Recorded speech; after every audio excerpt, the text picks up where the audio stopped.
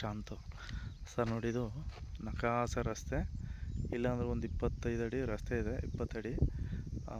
ನೋಡಿ, ಇದು ಈ ರಸ್ತೆಗೆ ನೋಡಿ, ಬೆಂಗಳೂರು ಹೈವೇ ರೋಡಿಂದ, ಕೊಳ್ಳೇಗಾಲ ಬೆಂಗಳೂರು ಹೈವೇ ರೋಡಿಂದ ಒಳಗಡೆ 1.5 ಕಿಲೋಮೀಟ್ರು ಸಬ್ ರೋಡಲ್ಲಿ ಬರ್ಬೇಕು ಸರ್.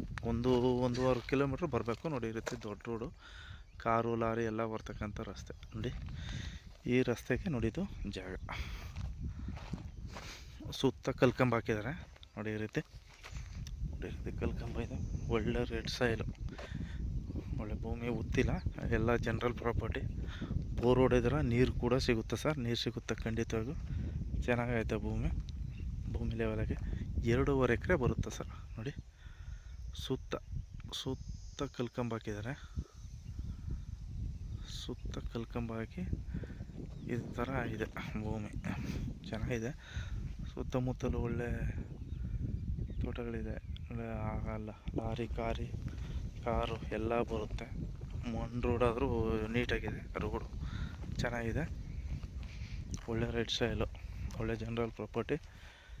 ಬೆಂಗಳೂರು ಕೊಳ್ಳೇಗಾಲ ಹೈವೇ ರೋಡಿಂದ 1.5 ಕಿಲೋಮೀಟ್ರು ಸಬ್ ರೋಡಲ್ಲಿ ಬರಬೇಕು.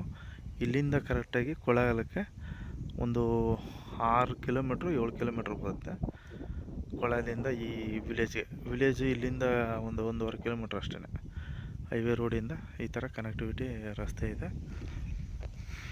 ನೋಡಿ, ಇಲ್ಲಿ ಬೋರ್ ಇಲ್ಲ, ಬೋರ್ ಹೊಡೆದ್ರೆ ನೀರು ಖಂಡಿತ ಸಿಗುತ್ತೆ ಸರ್. ಒಳ್ಳೆ ಜಾಗ ನೋಡಿ, ಪಕ್ಕದಲ್ಲೆಲ್ಲ ತೋಟಗಳಿದೆ, ಮಾವಿನ ತೋಪು, ತೆಂಗಿನ ತೋಟ ಎಲ್ಲ ಇದೆ.